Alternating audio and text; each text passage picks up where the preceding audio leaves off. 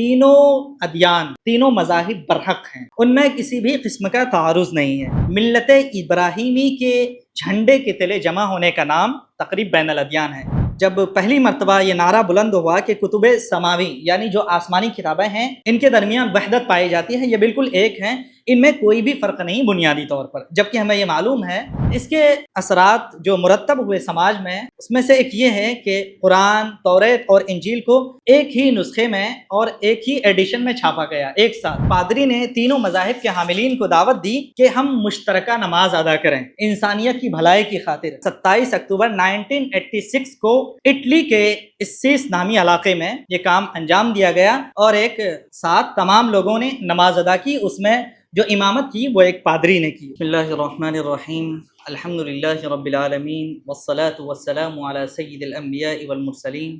وعلی آلہ وصحبہ اجمعین، اما بعد۔ قال اللہ تبارک وتعالی فی القرآن المجید، اعوذ باللہ من الشیطان الرجیم، بسم اللہ الرحمن الرحیم، قل یا اہل الکتاب تعالوا الى کلمة سواء بیننا وبینکم الا نعبد الا اللہ ولا نشرک به شیئا ولا يتخذ بعضنا بعضا اربابا من دون اللہ فإن تولوا فقولوا اشهدوا بأننا مسلمون۔ صدق اللہ العظیم۔ محترم سامعین، میرا جو موضوع ہے آج کی گفتگو کا وہ مکالمہ بین المذاہب کلمہ سوا کی روشنی میں ہے۔ گفتگو کے دو حصے ہیں، ایک تو مکالمہ بین المذاہب کے کانسیپٹ پر مشتمل ہے اور دوسرا حصہ ہے کہ قرآن کریم نے کس بنیاد کو مکالمے کے لیے اہم قرار دیا ہے اور کس چیز کی بنیاد پر میں مکالمہ کرنا ہے۔ یہ گفتگو کے دو اہم حصے ہیں۔ مکالمے کی موجودہ دنیا میں ضرورت، اہمیت اور اس کی افادیت کو تمام مذاہب کے حاملین نے، تمام تہذیبوں نے اور تمام قوتوں نے تسلیم کر لیا ہے۔ مکالمے کی جو تعریف کی جاتی ہے اس میں خاص طور پر اس چیز کو ابھارا جاتا ہے کہ مکالمہ مختلف مذاہب کے حاملین کا تبادلہ خیال، افہام و تفہیم اور کسی مشکل مسئلے کے حل کے لیے ایک پلیٹ فارم پر جمع ہونے کا نام ہے، جس میں کسی بھی خاص ٹاپک پر فارمل ڈسکشن ہوتا ہے۔ اس میں وہ مسائل بھی ہوتے ہیں جن کا تعلق انسانی زندگی سے ہوتا ہے، وہ مسائل اور وہ مشکلات بھی اس میں زیر بحث آتی ہیں جن کا سامنا نوع انسانی کو ہوتا ہے، اور پھر مستقبل کی تعمیر کے لیے جو کمنگ جنریشن ہے ان کو جو مسائل درپیش ہو سکتے ہیں ان کو کیسے کاؤنٹر کیا جائے، ان کا کس طرح حل پیش کیا جائے، یہ تمام چیزیں بین المذاہب مکالمے میں موضوع بحث آتی ہیں۔ ورلڈ کونسل آف چرچ نے مکالمے کی ایک تعریف یہ کی ہے کہ مکالمہ اس چیز کا نام ہے جس میں روحانی، فکری اور عملی تینوں طرح کے عناصر ایک ساتھ شامل ہوتے ہیں، جس میں مذاہب کی جو قدریں ہیں ان کو نمایاں کیا جاتا ہے اور پھر پریکٹیکلی ہماری زندگی میں اس کو اپلائی کیا جاتا ہے۔ یہ مکالمے کی الگ الگ تعریفات ہیں۔ مکالمے کا جو آغاز ہوا ہے اس کو ہم اگر انسانی تاریخ سے جوڑیں تو انسانی تہذیب کے ارتقاء کے ساتھ مکالمے کا آغاز ہوتا ہے کہ جب انسانی تہذیب کا ارتقاء ہوا، افراد کا باہمی تبادلہ ہوا، ان کے درمیان انٹریکشن ہوا، تو اس وقت انہیں بات چیت کرنے کی اور ایک دوسرے سے گفتگو کرنے کی اور تبادلہ خیال کی ضرورت محسوس ہوئی، وہیں سے مکالمے کا آغاز ہوتا ہے۔ مکالمے کا دوسرا پڑاؤ یا دوسرا مرحلہ وہ حق و باطل کی کشمکش ہے۔ جب اللہ تعالیٰ نے انبیاء کو اس دنیا میں مبعوث کیا تو وہ لوگ جو خدا تعالیٰ کے احکام کی نافرمانی کرنے والے تھے، ان لوگوں سے خدا کے برگزیدہ بندوں کا ڈائلاگ ہوا۔ یہ بھی مکالمے کا ایک پڑاؤ ہے۔ قرآن کریم میں خاص طور پر جب ہم سورہ ہود، سورہ انعام اور سورہ انبیاء وغیرہ میں دیکھتے ہیں، ان میں حضرت نوح، حضرت ہود، حضرت صالح، حضرت ابراہیم، حضرت لوط اور بہت سے انبیاء کا اپنی قوم سے تفصیلی مکالمے کا تذکرہ ملتا ہے۔ اسی طرح اللہ کے رسول صلی اللہ علیہ وسلم کی جب بعثت ہوئی تو آپ کی بعثت کے بعد اس تحریک کو سب سے زیادہ فروغ ملا ہے۔ جو آیت میں نے ابھی آپ کے سامنے تلاوت کی وہ سورہ آل عمران کی آیت نمبر 64 ہے۔ اس میں اسی چیز کی دعوت دی گئی ہے کہ اللہ کے رسول صلی اللہ علیہ وسلم کے سامنے جو قوم تھی، خاص طور پر جو اہل کتاب تھے اس وقت کے، ان کو اس بات کی دعوت دی گئی کہ آؤ ہم اس بات پر اتفاق کریں، کیونکہ اللہ کے رسول کی دعوت کی راہ میں سب سے زیادہ جو مشکلات تھیں، ایک تو آپ کی قوم کی طرف سے تھیں جو کفار مکہ تھے، اور دوسری بڑی مشکل آپ کے سامنے اہل کتاب کی طرف سے پیش آتی تھی۔ وہ اسلام کو چیلنج کرنے کی کوشش کرتے تھے۔ تو اللہ تعالیٰ نے ان لوگوں کو مخاطب کر کے حکم دیا کہ اے اہل کتاب، آؤ ایک ایسے کلمے کی طرف، آؤ اس قدر کی طرف جو ہمارے اور تمہارے درمیان یکساں ہیں۔ وہ کیا ہے؟ اللہ نعبد الا اللہ۔ پہلی جو قدر بتائی گئی کہ ہم اللہ کے سوا کسی اور کی عبادت نہ کریں،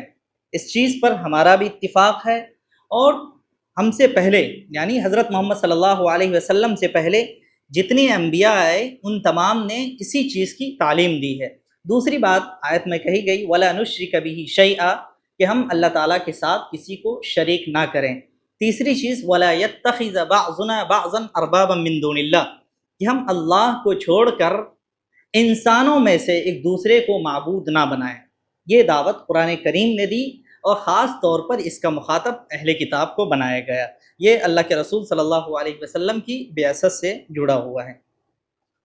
جدید دور میں جو مکالمے کی تاریخ ہے، اس میں ہم دیکھتے ہیں کہ 1893 میں 11 تا 16 ستمبر شکاگو میں ایک عالمی کانفرنس منعقد ہوئی۔ اس میں تمام بڑے عالمی مذاہب کے نمائندے، جن میں جینزم، بدھزم، ہندوازم، کرسچن اور اسلام کے 800 سے زائد نمائندے شامل ہوئے تھے۔ یہ موجودہ دور میں مکالمے کی جو پہلی کانفرنس ہوئی تھی عالمی، اس سے پہلے اتنی بڑی کانفرنس نہیں ہوئی تھی۔ اس کانفرنس کی قیادت کرسچن کمیونٹی کے ہاتھ میں تھی، اور ہندوستان سے ویدانت کے اور ہندو مذہب کے نمائندے کی حیثیت سے سوامی وویکانند نے کلیدی خطبہ پیش کیا تھا، اور اسلام کی طرف سے جو نمائندہ بنا کر پیش کیے گئے تھے اس میں وہ محمد الیگزینڈر رسل ویب تھے۔ یہ ایک اینگلو امریکی مسلم تھے جنہوں نے 1889 میں اسلام قبول کیا تھا۔ اس وقت وہ امریکہ کی طرف سے فلپائن میں ایمبیسڈر کی حیثیت سے خدمت انجام دے رہے تھے۔ انہوں نے اس کانفرنس میں شرکت کی تھی مسلمانوں کے نمائندے کی حیثیت سے۔ اس کانفرنس میں جو خاص طور پر کانفرنس کا بنیادی مقصد تھا کہ 20ویں صدی میں جو چیلنجز آنے والے ہیں، ان چیلنجز کا مقابلہ باہمی تعاون کے ساتھ کیسے کیا جائے، اس مقصد کے لیے یہ پہلی عالمی کانفرنس منعقد ہوئی۔ اس کے بعد جو ہے مکالمے کو عوامی دائرہ حاصل ہوا۔ اس سے پہلے عوام کے درمیان یہ موضوع زیر بحث نہیں آتا تھا، لیکن اس کے بعد یہ کہا جاتا ہے کہ مکالمہ پبلک وائس بن گیا۔ اسی طرح چونکہ یہ کانفرنس شکاگو میں منعقد ہوئی تھی، اس جگہ کو birth place of the interfaith moment سے بھی یاد کیا جاتا ہے، شکاگو کو اس حوالے سے۔ اس کے بعد مکالمے کی تاریخ میں ارتقا ہوتا ہے، اور دوسرا مرحلہ شروع ہوتا ہے 20ویں صدی میں، کہ جب عیسائیوں نے، آپ کو معلوم ہے کہ عیسائیوں کے دو بڑے فرقے پروٹسٹنٹ اور کیتھولک، ان کے درمیان بڑا اختلاف رہا ہے تاریخ میں، لیکن 1962 میں جو اس وقت عیسائیوں کے پوپ تھے، پوپ جان، انہوں نے یہ فیصلہ لیا کہ کانفرنس جو ہمارا چرچ کا مشن ہے اور جس مشن کو لے کر ہم آگے بڑھنا چاہتے ہیں،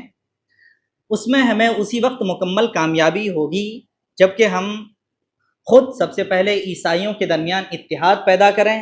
اور پھر جدید دور کے مطابق ایک لائحہ عمل تیار کریں، اور اس کے مطابق ہم اپنا کام انجام دیں، اپنی سرگرمی کو بڑھائیں اور لوگوں کو عیسائیت کی طرف بلائیں۔ اس مقصد کے تحت 1962 سے 1965 3 سال تک الگ الگ نشستیں منعقد ہوئی، اور پھر 16 اہم دستاویز تیار کیے گئے تھے۔ ان میں خاص طور پر جو چیزیں اہم تھیں، یہ کہ چرچ کی جو مشنری ہے، مشنری سرگرمی، اس کو عام کیا جائے، اس کو عوام الناس تک پہنچایا جائے۔ اسی طرح غیر مسیحی جو مذاہب ہیں ان کے تئیں چرچ کے رویے میں، چرچ کا جو موقف تھا سخت موقف اس سے پہلے، اس میں تبدیلی لائی گئی اور خاص طور پہ اسلام کو ٹارگٹ کیا گیا، اور اسلام کے سلسلے میں پوزیٹیو باتیں اس میں دیکھنے کو ملتی ہیں کہ اس سے پہلے جو مسلمانوں اور عیسائیوں میں اختلافات رہے ہیں ہم ان کو ختم کر کے 20ویں صدی کے چیلنجز کا مقابلہ کریں گے، اس طرح کی دعوت اس میں دی گئی ہے۔ یہ انٹرفیتھ ڈائلاگ کا ایک مختصر سا تعارف ہے، موجودہ دور میں اس کی بنیاد کہاں سے پڑی ہے۔ اور اس کانفرنس میں جو 62 میں ہوئی تھی اس میں خاص طور پہ یہ بات کہی تھی پوپ جان نے کہ ہم ورلڈ کو میڈیسن آف مرسی دینے کے لیے اس پروگرام کو، اس کانفرنس کو منعقد کر رہے ہیں، یعنی ہمیں اپنے مشن کو اس انداز میں لے کر آگے بڑھنا ہے کہ لوگوں کو ہمارے مشن میں اور ہماری جو سرگرمیاں ہیں اس میں انہیں راحت کی چیزیں دکھیں، جو چیلنجز آ رہے ہیں ان چیلنجز کا مقابلہ کرنے کے لیے انہیں ہم سے رہنمائی حاصل ہو، تو اس وقت پھر ہم اپنے مشن میں کامیاب ہوں گے۔ اس مشن کے تحت 20ویں صدی میں مکالمے کو آگے بڑھایا گیا۔ اس درمیان ہم یہ بھی دیکھتے ہیں کہ 1962 سے پہلے خاص طور پر شیخ محمد عبدہو کا نام لیا جاتا ہے مسلم اسکالرس میں، کہ ان کے ذریعے سے ایک پادری تھے، پادری اسحاق ٹیلر، انہوں نے ان سے ملاقات کی اور پھر ملاقات کے درمیان یہ پیشکش کی کہ چونکہ تمام مذاہب کی دعوت ایک ہی ہے اس لیے ہم تمام مذاہب کا ایک ملغوبہ تیار کرتے ہیں، ملغوبہ کہہ سکتے ہیں اس کو، جس میں تمام مذاہب کی جو بنیادی قدریں ہیں ان کو ایک نیا ڈھانچہ دیا جائے، اور پھر اس ڈھانچے کے مطابق ہم جو کمنگ جنریشن ہے ان کو ایڈریس کریں گے۔ تو اس کو تقریب بین الادیان کی اصطلاح کا نام دیا گیا ہے۔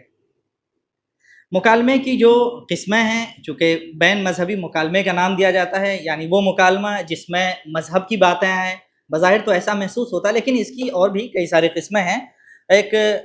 مشہور ماہر ادیان ہیں لیونارڈ سویڈلر، انہوں نے 3 اصطلاحات کا استعمال کیا ہے مکالمے کو ڈیفائن کرنے کے لیے۔ ایک ہے ڈائلاگ آف ہیڈ، یعنی جس میں دوسرے مذاہب اور نظریات کو سیکھنے کی اور اس کو سمجھنے کی غرض سے مکالمہ کیا جائے، یہ ڈائلاگ آف ہیڈ ہے۔ اسی طرح انسانی زندگی کو بہتر سے بہتر بنانے کے لیے جو مکالمہ کیا جائے گا اسے ڈائلاگ آف ہینڈ سے تعبیر کیا انہوں نے۔ تیسری قسم انہوں نے یہ بتائی کہ روحانیت کے ارتقاء میں جو تمام مذاہب ہیں ان کی جو قدریں ہیں ان سے ہم کیسے استفادہ کریں اور ان سے استفادہ کر کے اپنی روحانیت کو، چونکہ روحانیت انسانی زندگی کا ایک بڑا سوال رہا ہے کہ انسان کو قلبی سکون چاہیے۔ یہ قرآن کریم میں یہ جو بات کہی گئی ہے الا بذکر اللہ تطمئن القلوب، اس میں ایک بہت ہی اہم حقیقت کی طرف اشارہ ہے کہ انسان دنیاوی زندگی میں چاہے کتنی ہی کامیابیاں حاصل کر لے، ہر طرح کی خوشی حاصل کر لے، لیکن اگر اس کو قلبی سکون حاصل نہیں ہے، اگر روحانی طور پر وہ مطمئن نہیں ہے، تو پھر وہ انسان زندگی میں ہر قدم پر مشکلات کا سامنا کرتا ہے۔ تو روحانیت کو ہر مذہب نے اور ہر تہذیب نے ٹارگٹ کیا ہے اور اس کی رہنمائی کرنے کی کوشش کی ہے۔ تو اس کے لیے انہوں نے ڈائلاگ آف ہٹ کا لفظ استعمال کیا ہے کہ روحانیت سے، دیگر مذاہب کی روحانیت سے ہم کیسے استفادہ کر سکتے ہیں اور ان قدروں کو کیسے آگے بڑھا سکتے ہیں۔ یہ مکالمے کی الگ الگ قسمیں ہیں۔ اس کے علاوہ ڈائلاگ آف سویلائزیشنز بھی ایک لفظ آتا ہے جو مختلف ثقافتوں کے درمیان خاص طور پر جو مسائل سماجی زندگی سے تعلق رکھتے ہیں ان کو ایڈریس کرنے کے لیے دیگر تہذیبوں میں اور ثقافتوں میں جو قدریں ملتی ہیں ان سے ہم استفادہ کر کے کس طرح لائحہ عمل تیار کر سکتے ہیں، اس میں اس طرح کی چیزوں کو بحث لایا جاتا ہے۔ ان تمام چیزوں کے درمیان قرآن کریم نے جو بنیاد فراہم کی ہے مکالمے کی، جیسا شروع میں بات آئی تھی کہ قُلْ يَا أَهْلَ الْكِتَابِ تَعَالَوْا إِلَىٰ كَلِمَةٍ سَوَاءٍ بَيْنَنَا وَبَيْنَكُمْ أَلَّا نَعْبُدَ إِلَّا اللَّهَ، وہ تمام مقاصد جو مکالمے کے ضمن میں بیان کیے جاتے ہیں وہ سارے اہم ہیں، اور ان تمام مقاصد کے لیے مکالمات کیے جائیں گے، چاہے اس کا تعلق افہام و تفہیم سے ہو، انسانی زندگی کو درپیش مشکلات کو حل کرنے سے ہو، یا پھر یہ کہ جو مذاہب کے درمیان غلط فہمیاں ہوتی ہیں، افراد کے درمیان، قوموں کے درمیان اور حکومتوں کے درمیان جو کانفلکٹ کا ماحول بنتا ہے اس کو ختم کرنے کے لیے مکالمات کیے جائیں گے۔ لیکن قرآن کریم نے ایک بہت ہی اہم قدر کو ٹارگٹ کیا ہے جو انسانی زندگی کا سب سے اہم اور حساس مسئلہ ہے، وہ توحید کا مسئلہ ہے، وننس آف گاڈ۔ اس چیز کو قرآن کریم نے اس آیت کے اندر ایڈریس کیا ہے کہ یا اہل الکتاب تعالوا الی کلمۃ سواء بیننا وبینکم، اے اہل کتاب آؤ ایک ایسی بات کی طرف، یعنی ایک ایسی بات پر اتفاق کر لیں اور اس کو اپنی عملی زندگی میں نافذ کر لیں جو ہمارے اور تمہارے درمیان یکساں ہیں۔ ایک چیز میں ضمناً عرض کروں گا کہ اس وقت جو مکالمات کیے جاتے ہیں اس میں اس آیت کو مسلم اسکالرس کی طرف سے بہت زیادہ کوٹ کیا جاتا ہے۔ یہ بہت اچھی بات ہے، قرآن کریم نے یہ بنیاد فراہم کی ہے،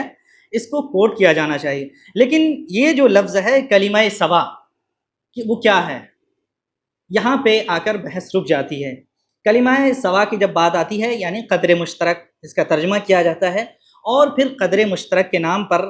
وہ تمام چیزیں جو انسانی زندگی سے تعلق رکھتی ہیں، جو اخلاقی طور پر اچھی کہی جا سکتی ہیں، ان تمام چیزوں کو ہائی لائٹ کیا جاتا ہے، جیسے یہ کہ ظلم و انصاف کو روکنا ہو، یا پھر یہ کہ سماج میں جو حق تلفیاں ہو رہی ہیں اس کو روکنا ہو، عورتوں اور بچوں کے حقوق ہوں، یہ ساری چیزیں زیر بحث آتی ہیں۔ لیکن قرآن کریم نے جس چیز کو کلمہ سوا کہا ہے اس کو غیر شعوری طور پر یا پھر شعوری طور پر نظر انداز کر دیا جاتا ہے۔ یہ سب سے بڑا اہم مسئلہ ہے جس پر ہمیں غور کرنے کی ضرورت ہے کہ مکالمہ کرنا ہے، یہ انسانی زندگی کی بنیادی ضرورت ہے۔ مکالمے کے بہت سے مقاصد ہو سکتے ہیں، لیکن ان میں سب سے اہم مقصد جس کو قرآن نے بنیاد بنایا ہے اس اہم مقصد کو بھلا دیا گیا ہے، اور اسی چیز کو اس موضوع کے اندر ہائی لائٹ کرنے کی کوشش کی جائے گی۔ وہ اہم مقصد قرآن کریم کے نزدیک اللہ نعبد الا اللہ، کہ ایک اللہ کی عبادت ہو، ولا نشرک بہ شیئا، اور اس کے ساتھ کسی چیز کو شریک نہ کیا جائے، کسی بھی ذات کو۔ مولانا امین صاحب نے اس آیت کی تشریح میں لکھا ہے کہ توحید کے متعلق، چونکہ قرآن کریم کے نزدیک مکالمے کی بنیاد توحید ہے، ونس آف گاڈ ہے، اسی لیے انہوں نے اس کی تشریح میں لکھا ہے کہ توحید کے متعلق قرآن مجید کا یہ دعویٰ ہے کہ یہ اہل کتاب اور مسلمانوں کے درمیان مشترک اور یکساں ہیں۔ اہل کتاب کا لفظ انہوں نے صرف اس لیے استعمال کیا ہے کہ اس آیت میں پہلا جو مخاطب ہے وہ اہل کتاب ہے، اس کے بعد دنیا کی تمام قومیں، وہ تمام قومیں جن کے پاس کسی نہ کسی شکل میں کتاب پہنچی ہو، وہ تمام اس میں مخاطب ہوں گے۔ قرآن مجید نے اسی مشترک کلمے کو بنیاد قرار دے کر بحث کا آغاز کیا ہے کہ جب توحید ہمارے اور تمہارے درمیان ایک مشترک حقیقت ہے تو موازنہ کرو کہ اس قدر مشترک کے معیار پر قرآن اور اسلام پورے اترتے ہیں یا پھر یہودیت و نصرانیت۔ یہ ایک بڑا سوال ہے جو ہمیں کرنا چاہیے، اور مکالمے کے منچ پر اسی سوال کو ہائی لائٹ کرنے کی ضرورت ہے۔ اس کے علاوہ جو مقاصد ہیں وہ بھی پیش نظر رہنے چاہیے، ان پر بھی بات ہوں، لیکن جب انٹر ریلیجس ڈائلاگ کی بات آتی ہے، جب مذہبی معاملات پر بات آتی ہے، تو تمام معاملات کو ہم زیر بحث لاتے ہیں، ان پر گفتگو ہوتی ہے، ڈسکشن ہوتا ہے، ایک دوسرے کے افکار کا تبادلہ ہوتا ہے، لیکن اس چیز کو چھوڑ دیا جاتا ہے، یا پھر یہ کہ جان بوجھ کر اس سے نظر انداز کیا جاتا ہے کہ اس میں اصل تو یہی بات کہی جاتی ہے کہ جب ہم کسی ایک مذہب کو برحق کہتے ہیں تو یہ اچھی بات نہیں ہوتی ہے، اس سے دوسرے لوگوں کا دل دکھتا ہے۔ اس پر ابھی آگے بات آئے گی۔ اس آیت کے سلسلے میں ہم دیکھ رہے ہیں کہ قرآن کریم کا مدعا بالکل واضح ہے کہ جو مختلف مذاہب کے حاملین اپنے اپنے مذہب کے برحق ہونے کا دعویٰ کر رہے ہیں، یہ غلط ہے۔ یہ بات بالکل صحیح ہے کہ تمام مذاہب کی بنیاد ایک ہی رہی ہے، تمام مذاہب کا جو وجود ہے وہ انبیاء کی بعثت ہی کے ساتھ ہے اور اسی سے وابستہ ہے، لیکن بعد میں جو بگاڑ ہوا ہے اس بگڑی ہوئی شکل کے ساتھ تمام مذاہب کو یکساں قرار نہیں دیا جا سکتا۔ یہ قرآن کریم کا دعویٰ ہے، اور قرآن کریم نے پوری قوت کے ساتھ اور تمام طرح کے استدلالات کے ساتھ اس چیز کو ثابت کیا ہے۔ خاص طور پہ سورہ نحل کی ایک آیت ہے، آیت نمبر 36، وَلَقَدْ بَعَثْنَا فِي كُلِّ أُمَّةٍ رَسُولًا أَنِ اعْبُدُوا اللَّهَ وَاجْتَنِبُوا الطَّاغُوتَ، کہ ہم نے ہر امت میں ایک رسول بھیجا ہے، اور اس رسول نے لوگوں کو یہ دعوت دی ہے کہ تم ایک اللہ کی عبادت کرو اور طاغوت سے بچو۔ طاغوت کی جو تشریح کی جاتی ہے کہ باطل نظام ہو، یا پھر یہ کہ اللہ تعالیٰ کے علاوہ جتنی بھی چیزیں ہو سکتی ہیں، چاہے وہ شیطان کی پوجا ہو یا پھر انسانوں کے من گھڑت اور خیالی جو بت ہیں، وہ تمام چیزیں اس میں مراد ہوتی ہیں۔ یہ آیت بتاتی ہے کہ جتنے بھی انبیاء آئے ہیں، ظاہر سی بات ہے جو لوگ مذاہب اپنے آپ کو یا پھر جن کے پاس کتابیں ہیں، جن لوگوں کے پاس، اگر وہ کتاب کو مذہبی ثابت کرنے کی کوشش کرتے ہیں یا پھر ان کا یہ دعویٰ ہے کہ ہماری کتاب آسمانی ہے، تو پھر انہیں یہ بھی ماننا پڑے گا کہ آسمانی کتاب کا پیغام ایک ہی رہا ہے، تمام آسمانی کتابوں کا، ان اعبدوا اللہ واجتنبوا الطاغوت۔ جو جزوی چیزیں ہوتی ہیں ان میں اختلافات رہا ہے، لیکن جو اصل بنیاد ہے اس کو تمام انبیاء نے ہائی لائٹ کیا ہے، اور تمام انبیاء کی بعثت کا اور ان کی دعوت کا یہی ایک مقصد رہا ہے۔ وما ارسلنا من قبلک من رسول الا نوحی الیہ انہ لا الہ الا انا فاعبدون، سورہ انبیاء آیت نمبر 25، کہ ہم نے آپ سے پہلے، اللہ کے رسول صلی اللہ علیہ وسلم سے خطاب ہے کہ ہم نے آپ سے پہلے جتنے بھی انبیاء بھیجے ہیں، جتنے بھی پیغمبر بھیجے ہیں، ان تمام کی طرف ہم نے یہ وحی کی ہے، ان تمام کو ہم نے یہ بتایا ہے کہ تم قوم کو کہو اور ان کو بتاؤ انہو لا الہ الا انا، کہ میرے سوا کوئی معبود نہیں، اس ایک خدا کے سوا کوئی معبود نہیں، فاعبدونی، لہذا تم میری ہی عبادت کرو۔ یہ قرآن کریم کی جو دعوت ہے مکالمہ بین المذاہب کی، وہ اس قدر کو ہائی لائٹ کرتی ہے اور اسی قدر کی طرف تمام مذاہب کو بلاتی ہے۔ اس دعوت کو جو چیلنجز درپیش ہیں ان پر بھی غور کرنے کی ضرورت ہے، خاص طور پر آج کل جو تکثیری سماج میں ڈائلاگ کے موضوع پہ جو تحریریں سامنے آتی ہیں، ان میں خاص طور پر جیسا کہ میں نے بتایا کہ کلمہ سوا کا حوالہ ضرور دیا جاتا ہے، اس آیت کو بھی کوٹ کیا جاتا ہے، لیکن اسی آیت میں جو قدر مشترک بیان کی گئی ہے، جو سب سے انسانی زندگی کا سب سے اہم مسئلہ ہے کہ ہم اللہ کے سوا کسی اور کی عبادت نہ کریں، اس سے صرف نظر کیا جاتا ہے۔ اور اس کی ایک وجہ یہ بتائی جاتی ہے کہ اگر تمام مذاہب کے درمیان تکثیری سماج میں ہم کسی ایک مذہب ہی کو برحق کہیں تو اس سے دوسروں کی دل شکنی ہوتی ہے، اور ڈائلاگ کی تعریف میں خاص طور پر یہ بات شامل ہے، اس چیز کو بہت زیادہ نمایاں کیا جاتا ہے کہ ہم کسی بھی خاص مذہب کی، کسی اسپیسیفک پرسن کی تنقید نہیں کریں گے، اس پر کسی قسم کی تنقید کو گوارا نہیں کیا جا سکتا ہے۔ اس چیز کو بہت زیادہ اہمیت حاصل ہے، اور مکالمے کے اصولوں میں سے ایک اہم اصول یہ ہے کہ میوچول ریسپیکٹ ہو، اور اس کی جو تعریف کی جاتی ہے اس کے انڈر میں یہ بات آتی ہے کہ کسی بھی خاص مذہب کو ٹارگٹ کر کے یہ نہیں کہا جا سکتا ہے کہ اس مذہب کی فلاں فلاں باتیں غلط ہے، اس چیز کو بالکل منع کر دیا جاتا ہے۔ تو یہ جو قرآن کریم کا پیغام ہے، اور پھر موجودہ دور میں جس فکر کو عام کرنے کی کوشش کی جاتی ہے، دونوں میں بظاہر ٹکراؤ نظر آتا ہے۔ خاص طور پر ایک بات میں نے شروع میں کہی تھی کہ تقریب بین الادیان کی دعوت کو زیادہ سے زیادہ فروغ دینے کی کوشش کی جاتی ہے۔ تقریب بین الادیان کا مطلب یہ ہوتا ہے کہ ملت ابراہیمی کو بنیاد بنا کر، چونکہ ڈائلاگ کا جو تصور آیا ہے موجودہ دور میں وہ کرسچن کمیونٹی کی طرف سے ہے، اس لیے جو آسمانی مذاہب ہیں انہی کو زیادہ زیر بحث لایا گیا ہے اور انہی پر گفتگو ہوتی ہے۔ تو اس میں یہ بات کہی جاتی ہے کہ ملت ابراہیمی کو بنیاد بنا کر، یعنی یہودیت، عیسائیت اور اسلام، ان تمام کا جو سرا ہے وہ حضرت ابراہیم علیہ السلام سے جڑتا ہے۔ اس کو بنیاد بنا کر ہم آہنگی پیدا کی جائے اس اعتقاد کے ساتھ کہ تینوں ادیان، تینوں مذاہب برحق ہیں، یعنی موجودہ شکل میں یہ بات اس میں ظاہر کی جاتی ہے، ان میں کسی بھی قسم کا تعارض نہیں ہے۔ دوسرے لفظوں میں یوں کہا جا سکتا ہے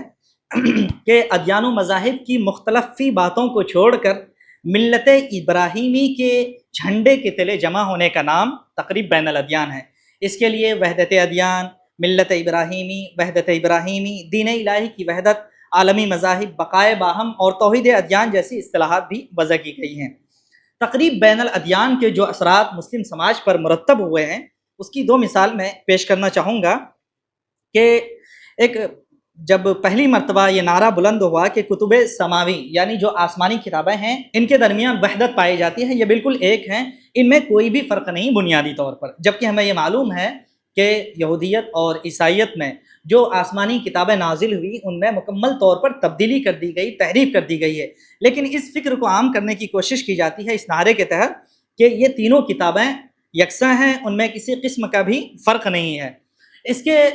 اثرات جو مرتب ہوئے سماج میں، اس میں سے ایک یہ ہے کہ قرآن، توریت اور انجیل کو ایک ہی نسخے میں اور ایک ہی ایڈیشن میں چھاپا گیا ایک ساتھ، لوگوں کو یہ باور کرانے کے لیے کہ ان تینوں میں بنیادی طور پر کوئی بھی فرق نہیں ہے۔ پھر اس نعرے کا اثر جو عملی انسان کی عملی زندگی پر مرتب ہوا وہ یہ ہوا کہ ایک پادری نے تینوں مذاہب کے حاملین کو دعوت دی کہ ہم مشترکہ نماز ادا کریں انسانیت کی بھلائی کی خاطر، اور جو چیلنجز درپیش ہیں، جو چیلنجز آنے والے ہیں، ان چیلنجز کو حل کرنے کے لیے ہم معاہدہ کریں، اور اس کی شکل یہ ہوگی کہ ہم مشترکہ نماز ادا کریں گے۔ چنانچہ 27 اکتوبر کو، یہی اکتوبر کا مہینہ 27 اکتوبر 1986 کو اٹلی کے اسیس نامی علاقے میں یہ کام انجام دیا گیا، اور ایک ساتھ تمام لوگوں نے نماز ادا کی۔ اس میں جو امامت کی وہ ایک پادری نے کی، وہ کس قسم کی نماز تھی اس کی تفصیل نہیں ملتی ہے۔ اسی طرح روح القدس کی نماز کے نام سے یہ نعرہ دوبارہ بلند ہوا، اور جاپان میں کیوٹو پہاڑی کی چوٹی پر کے اوپر یہ مشترک نماز دوبارہ ادا کی گئی، اور اس میں بھی بڑے بڑے اسلامی اداروں کے نمائندے شامل تھے۔ خاص طور پر جامع ازہر کے بارے میں یہ کہا جاتا ہے کہ تقریب بین الادیان کے نام پر اس کے ساتھ کھلواڑ کیا گیا ہے۔ وہاں کے جو مسلم طلباء تھے ان کے سامنے عیسائیوں کو اپنی بات رکھنے کا اور اپنے مذہب کی تبلیغ کا تقریب بین الادیان کے نام پر کھلے منچ موقع ملا، اور انہوں نے اپنی اس فکر کو، جس میں مذاہب کو ایک ملغوبے کی شکل میں پیش کیا جاتا ہے، انہوں نے اس فکر کو ان لوگوں کے سامنے پیش کیا، اور پھر اس کے اثرات بعد میں بھی مرتب ہوتے رہے۔ خاص طور پر جامع ازہر میں کے بڑے جو نمائندے تھے انہوں نے اس طرح کے عمل میں شرکت کی ہے، تاریخی طور پر یہ باتیں ثابت ہیں۔ اسی طرح ہندوستان کا ایک واقعہ ہے کہ ابھی کچھ دنوں پہلے کی بات ہے، میں نے انٹرنیٹ پر دیکھا ہے کہ ایک بدھسٹ رہنما نے یہ کہتے ہوئے لوگوں کا دل جیت لیا کہ جس طرح مختلف مرض کے شکار لوگوں کے لیے مختلف طرح کی دوائیوں کا استعمال ضروری ہے، اور کسی بھی ایک میڈیسن پر اکتفا کرنا یا کسی ایک میڈیسن کو سب کے لیے تجویز کرنا ہلاکت کا باعث ہو سکتا ہے، اسی طرح تمام لوگوں کو کسی ایک مذہب کا پابند نہیں بنایا جا سکتا، بلکہ اپنی ضرورت، چاہت اور خواہش کے حساب سے لوگوں کو مذہب منتخب کرنے کی آزادی ہونی چاہیے۔ یہ بات بالکل اپنی جگہ صحیح ہے کہ انسان کو اللہ تعالیٰ نے اختیارات دیے ہیں، حق اور باطل کے درمیان فرق کرنے کی تمیز اور صلاحیت اس کے اندر موجود ہے، اور وہ اپنی صلاحیتوں کا استعمال کر کے دونوں میں سے جس کو چاہے استعمال کر سکتا ہے، لیکن یہ عمل اللہ کے نزدیک محبوب بھی ہو یہ ضروری نہیں ہے۔ اللہ تعالیٰ نے قرآن کریم کے اندر واضح طور پر ارشاد فرما دیا ہے، ان تکفروا فإن اللہ غنی عنکم وإن تشکروا یرضہ لکم، کہ اگر تم شکر گزاری کرو گے تو اللہ تعالیٰ اس کو تمہارے لیے پسند کرتا ہے، اور اگر تم کفر کا رویہ اختیار کرو گے تو اللہ تعالیٰ تم سے بے نیاز ہے۔ یہ آیت بتاتی ہے کہ کفر، شرک اور ایمان دونوں کے درمیان حد فاصل ہے، اور یہ ہونی چاہیے، دونوں کو ایک جیسا قرار نہیں دیا جا سکتا۔ انسانوں کو یہ آزادی تو ضرور دی جا سکتی ہے کہ وہ اپنے حساب سے کسی بھی مذہب کا انتخاب کرے، لیکن خدا کی میزان میں وہ درست کسوٹی پر برحق ثابت ہو یہ بالکل ضروری نہیں ہے۔ تو اس منچ میں جب انہوں نے یہ بات کہی تو پورے مجمع کی طرف سے تالیاں گونجی، اور اس میں ایک بہت ہی بڑے مسلم اسکالر جو جنہیں یہ کہا جا سکتا ہے کہ مذہبی قیادت حاصل ہے ہندوستان میں، وہ موجود تھے، اور ان کی طرف سے مسکراہٹ کے علاوہ کوئی جواب نہیں بن سکا۔ تو اس سے اندازہ لگا سکتے ہیں کہ تقریب بین الادیان یا ڈائیلاگ کے نام پر کس فکر کو عام کرنے کی کوشش کی جا رہی ہے۔ یہ مکالمہ بین المذاہب میں کلمہ سوا کی دعوت کو ایک بڑا چیلنج درپیش ہے، وہ یہ کہ تمام مذاہب کو یکساں تسلیم کیا جائے، جیسا کہ بات آئی۔ اس میں خاص طور پر ہندو مذہب کے بارے میں یہ تصور عام کیا جاتا ہے کہ یہ آفاقی اور عالمگیر مذہب ہے، یہ تمام مذاہب کو یکساں سمجھتا ہے اور سب کو اپنے اندر سمیٹنے کی صلاحیت رکھتا ہے۔ ہندو مذہب کے بارے میں یہ بات کہی جاتی ہے۔ اس سلسلے میں یہ چیز ہمیں ذہن میں رکھنی چاہیے کہ جو ان کا یہ دعویٰ ہے کہ ہم تمام مذاہب کو یکساں تسلیم کرتے ہیں، یہ محض دعویٰ ہے۔ حوالے کے طور پر ایک بات پیش کی جا سکتی ہے کہ سوامی دیانند سرسوتی، انہیں جدید ہندویت کا بانی بھی قرار دیا جاتا ہے۔ ہندوازم کو جو نیا رخ دیا ہے اور اس کی نشت ثانیہ کے لیے جو انہوں نے کوششیں کی ہیں وہ قابل ستائش ہیں۔ ان کی ایک کتاب ہے ستیارتھ پرکاش۔ اس کا جن لوگوں نے مطالعہ کیا ہوگا انہیں معلوم ہوگا کہ اس میں اسلام اور عیسائیت کو کس قدر اسلام اور عیسائیت کی کس قدر شدید مذمت کی گئی ہے اور قرآن اور انجیل پر سخت تنقیدیں کی گئی ہیں۔ اگر واقعی اس مذہب کے اندر یہ صلاحیت ہوتی، یا پھر یہ کہ اس کے ماننے والوں کا یہ دعویٰ ہے کہ ہم تمام مذاہب کو یکساں اور برحق تسلیم کرتے ہیں، ان میں سے کسی کی بھی تنقیص نہیں کرتے ہیں، تو پھر یہ کتاب کیا معنی رکھتی ہے؟ یہ ایک بڑا سوال ہے۔ تو اس سے یہ پتہ چل رہا ہے کہ یہ صرف دعوے کیے جاتے ہیں جو منچ پر ہوتے ہیں، لیکن عملی زندگی سے ان کا کوئی تعلق نہیں ہوتا ہے۔ جبکہ قرآن کریم یہ دعویٰ کرتا ہے کہ اسلام سے پہلے جتنے بھی مذاہب آئے وہ تمام برحق تھے، بعد میں تبدیلی ہوئی، اس تبدیلی کو اسلام اس کی تنقیص کرتا ہے اور اس کی تردید کرتا ہے۔ لیکن حضرت عیسیٰ علیہ السلام پر جو پیغام نازل ہوا، جو کتاب نازل ہوئی، حضرت موسیٰ علیہ السلام پر جو کتاب نازل ہوئی، اس سے پہلے جتنے بھی انبیاء، چاہے وہ حضرت ابراہیم علیہ السلام پر جو صحیفے نازل ہوئے، اس سے پہلے حضرت شیس پر، حضرت داؤد پر جو بھی کتابیں جو وہی اللہ تعالیٰ کی طرف سے نازل ہوئی، قرآن ان تمام میں سے کسی کی بھی تردید نہیں کرتا۔ موجودہ شکل میں جو بگاڑ ہے وہ اس کی تردید کرتا ہے اور یہ کہتا ہے کہ اللہ تعالیٰ کا جو پیغام کامل شکل میں ہونا چاہیے وہ قرآن کریم کی شکل میں موجود ہے، اس لیے اس دعوت کی طرف آنا چاہیے۔ یہی مطلب ہے یا اہل الکتاب تعالوا الی کلمۃ سواء کا۔ ایک آیت ہے سورہ بقرہ میں، آمن الرسول بما انزل الیہ من ربہ والمؤمنون کل آمن باللہ وملائکتہ وکتبہ ورسلہ لا نفرق بین احد من رسلہ۔ یہ دین اسلام کا بڑا امتیاز ہے کہ وہ اپنے سے پہلے تمام انبیاء اور پیغمبر پر ایمان لانے کی دعوت دیتا ہے۔ اگر کوئی شخص گزشتہ انبیاء میں سے کسی ایک نبی پر بھی ایمان نہیں لاتا ہے تو وہ دین سے خارج ہو جائے گا، جبکہ اسلام کے علاوہ تمام مذاہب میں یہ خوبی نہیں پائی جاتی ہے۔ عیسائیت کے اندر یہ کمی موجود ہے کہ وہ اللہ کے رسول صلی اللہ علیہ وسلم کی نبوت کو تسلیم کرنے کے لیے تیار نہیں۔ اسی طرح جو یہودیت ہے وہ حضرت عیسیٰ علیہ السلام اور اللہ کے رسول کی نبوت کو تسلیم نہیں کرتے۔ جو ہندو مذہب ہے وہ اپنے علاوہ تمام مذاہب کا انکار کرتے ہیں، جبکہ اسلام کے مقابلے میں یہ خوبی نظر آ رہی ہے ہمیں۔ اسی طرح احترام مذاہب کا حوالہ بھی دیا جاتا ہے اور اس سے بھی غلط استدلال ہوتا ہے ڈائلاگ کے منچ پہ۔ ایک آیت ہے وَلَا تَسُبُّوا الَّذِينَ يَدْعُونَ مِن دُونِ اللَّهِ فَيَسُبُّوا اللَّهَ عَدْوًا بِغَيْرِ علم۔ آیت کا ترجمہ ہے کہ اے ایمان والو، یہ لوگ اللہ کے سوا جن چیزوں کو پکارتے ہیں انہیں برا بھلا مت کہو، کہیں ایسا نہ ہو کہ یہ شرک سے آگے بڑھ کر جہالت کی بنا پر اللہ تعالیٰ کو بھی برا بھلا کہنے لگے۔ اس آیت کا حوالہ دے کر یہ فکر عام کی جاتی ہے کہ ہمیں مذاہب کی تنقیص نہیں کرنی چاہیے۔ اگر کسی مذہب میں کوئی خرابی ہے موجود ہے تو اس پر ہمیں خاموشی اختیار کرنی چاہیے۔ یہ غلط استدلال ہے اس آیت سے۔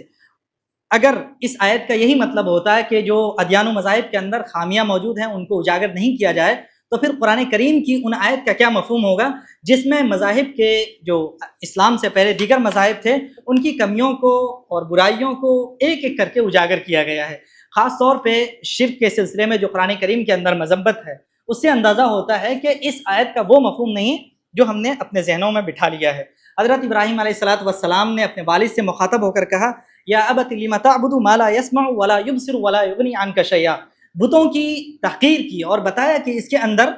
تحقیر سے یہ مراد نہیں ہے کہ اس کو گالی دیا جائے یا پھر برا بھلا کہا جائے، بلکہ سائنٹیفک انداز میں اس کا جو نقصان ہے، اس میں جو مضرت کا پہلو ہے اس کو بیان کیا جائے۔ اس میں کوئی قباحت نہیں ہے اور یہ سب کے اندر نہیں آتا ہے، دوسرے مذاہب کو برا بھلا کہنے کے اندر نہیں آتا ہے۔ اسی طرح سورہ حج کی ایک آیت ہے ان الذین تدعون من دون اللہ لن یخلقوا ذبابا ولو اجتمعوا لہ،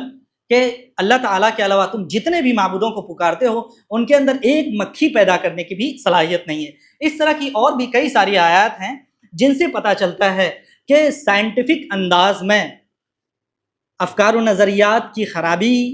مذاہب کی خرابی، ثقافتوں کے اندر جو انحرافات آ گئے ہیں ان کو بیان کرنا یہ اللہ کے نزدیک پسندیدہ عمل ہے اور یہ انبیاء کا مشن رہا ہے۔ وقت ختم ہو چکا ہے، انہی چند باتوں پر میں اکتفا کرتا ہوں۔ الحمدللہ رب العالمین۔